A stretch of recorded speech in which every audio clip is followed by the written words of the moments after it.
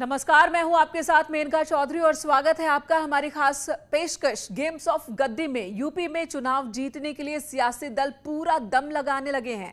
आज हम आपको बताएंगे कि कैसे सोशल मीडिया पर एक पोस्ट को लेकर सियासी बवाल मचा है और इसके अलावा आपको बताएंगे बीजेपी 2022 में यूपी फतेह का प्लान दिल्ली से कैसे तैयार कर रही है। साथ ही संसद में हो रहे नॉन स्टॉप हंगामे पर भी लोकसभा अध्यक्ष की तीखी प्रतिक्रिया आपको दिखाएंगे और साथ ही ये भी बताएंगे कि आखिर कैसे बीजेपी ने नए नारे पर नया नारा दिया जिस पर सियासी पारा चढ़ने लगा है।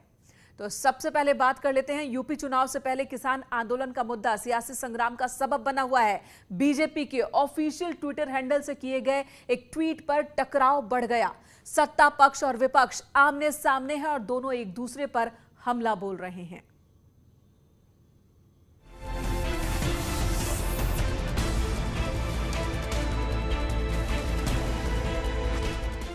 सरकार सही उससे काम करे, नहीं काम होगा वो आंदोलन बन रहा है हमारा पूर्ण रूप से। लखनऊ को भी दिल्ली बना जाएगा। लखनऊ के भी चारों तरफ के रास्ते जैसे दिल्ली में सील हैं ऐसे ही सील होंगे। उसकी भी तैयारी हम पूर्ण रूप से यहाँ पे करेंगे। राकेश टिकैत की इस चुनौती पर बीजेपी का एक ट्वीट तकरार का सबब बन गया है। यूपी बीजेपी ने अपने ऑफिशियल ट्विटर हैंडल से कार्टून वाला पोस्टर ट्वीट किया है जिसमें लिखा है, सुना है लखनऊ जा रहे तुम कि मैं पंगा ना लिए भाई, योगी बैठा है बक्कल ताड़ दिया करे और पोस्टर भी लगवा दिया करे। साथ ही लखनऊ संभल कर जाने की चेतावनी भी दी गई है। बीजेपी के इस पोस्टर को राकेश टिकैत फिलहाल हल्के में ले रहे हैं और लखनऊ जाने के फैसले पर कायम हैं। भाई लखनऊ तो आते जाते रहेंगे। हाँ, लखनऊ कोई किसी के उसकी रियासत देगा कि लखनऊ कोई जा ही नहीं सकता। लखनऊ भी जाएंगे, अपनी समस्या भी उठाएंगे, बातचीत भी होगी, समाधान भी होगा। लखनऊ भी जाएंगे, आंदोलन भी होंगे। टिकैत के तेवर अब भी तीखे हैं और बीजेपी के ट्वीट पर विपक्ष भी हमलावर है और इसे सत्ता पक्ष की असलियत बताकर आक्रामक होने की कोशिश कर रहा है। किसानों के प्रति भारतीय जनता पार्टी की क्या भावना है, आज बीजेपी उत्तर प्रदेश के ट्विटर हैंडल से एक फोटो ट्वीट करके अपनी मानसिकता दर्शाई गई है कि किसान नेता के किस तरीके से बाल पकड़ करके खींच रहे हैं, उनकी टोपी गिर रही है। ये वही भाजपा जो देश के अन्नदाताओं को कभी पाकिस्तानी, कभी खालिस्तानी, कभी आतंकी, कभी मवाली बोलती है। ये पूरे देश के किसानों का अपमान है। शर्म नहीं आती है इनको देश के अन्नदाता को सड़क पर बैठा करके और उसके बाद बक्कल उतारने की बात कर रहे हैं। जाइए गांव में भारतीय जनता पार्टी वालों, पता चलेगा बक्कल किसका उतरेगा। तीनों नए कृषि कानून रद्द करने की मांग को लेकर किसान तकरीबन 9 महीने से आंदोलन कर रहे हैं और अब तो दिल्ली में जंतर मंतर पर किसान संसद भी चल रही है। किसान आंदोलन के समर्थन में अखिलेश यादव ने भी अपनी एक तस्वीर ट्वीट की है जिसमें वो खुद को किसानों के साथ बता रहे हैं।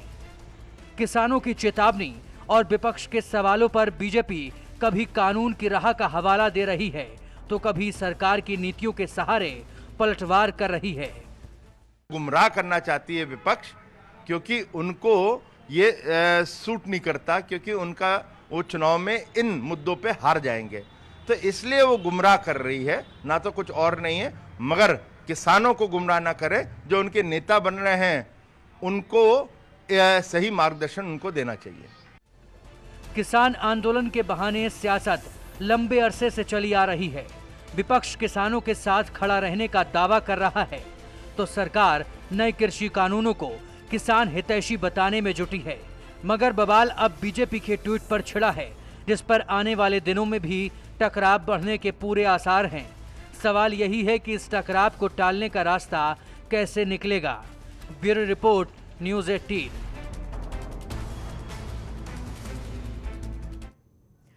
और यूपी में विधानसभा चुनाव जीतने के लिए बीजेपी बिसात बिछा रही है। लगातार दूसरे दिन दिल्ली में सांसदों की बैठक के जरिए 2022 की कामयाबी का प्लान तैयार किया जा रहा है, जबकि विपक्ष इस पर हमलावर है।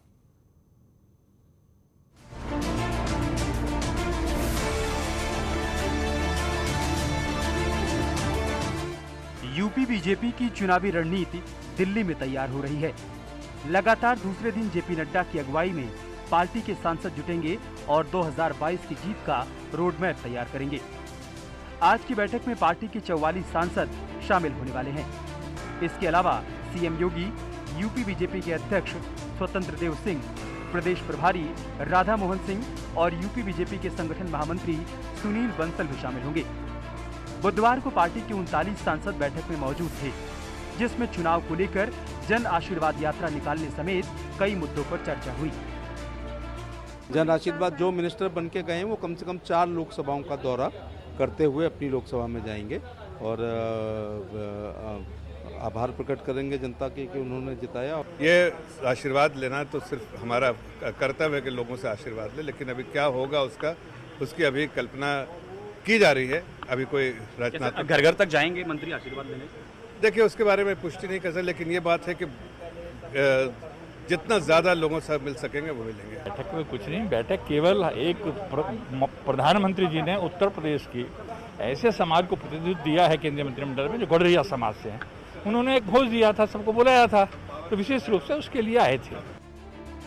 मोदी कैबिनेट के विस्तार में यूपी से जो मंत्री बनाए गए हैं वो अगले महीने जन आशीर्वाद यात्रा निकालेंगे। हर मंत्री को कम से कम 3 से 4 लोकसभा क्षेत्रों में यात्रा निकालनी होगी।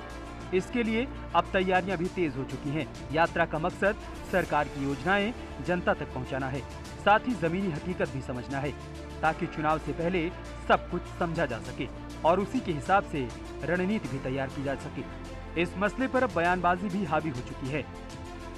ऑक्सीजन की कमी से मरते हुए लोग दिखाने चाहिए, बेरोजगारी सबसे बढ़ी हुई दरों पर है उत्तर प्रदेश में, वो दिखाना चाहिए, महिलाओं के प्रति अपराध चरम पर हैं, वो दिखाने चाहिए। भारतीय जनता पार्टी सिर्फ बात बहादुरों की पार्टी है, काम बहादुरों की नहीं। आशीर्वाद यात्रा वो निकालें, दूसरी कोई यात्रा निकालें। जनता का आशीर्वाद तो बीजेपी के साथ रहा नहीं, वो पंचायत चुनाव में आपने देख लिया। तो अगर बीजेपी के पास किसी का आशीर्वाद है तो डीएम का है, कप्तान का है, थानेदार का है, तहसीलदार का है, लेकिन जनता का चुनाव इनसे नहीं जीत सकते आप। जनता का तो आशीर्वाद है ही है, उसको जनता का आशीर्वाद लेने लोग निकल रहे हैं। आपके जो नेता है वो ट्वीट करके ही आशीर्वाद लेना चाहते हैं, वो ट्विटर नेताओं को आशीर्वाद नहीं मिलने वाला। जब जनता के बीच में जाएंगे, उनके दुख दर्द सुनते हैं, जो कि 4.5 साल से सुना है, उनके लिए हम लोगों ने काम किया है, उनको बताएंगे तो आशीर्वाद अवश्य मिलेगा। आशीर्वाद यात्रा के बहाने सियासी संग्राम आगे भी जारी रहेगा। इस बीच सीएम योगी ने बागपत में पार्टी कार्यकर्ताओं के साथ बैठक की और विकास कार्यों को लेकर भी चर्चा की। साथ ही विकास की रफ्तार बढ़ाने का संकल्प दोहराया। याद करिए 5000 साल पहले बागपत एक सामान्य गांव था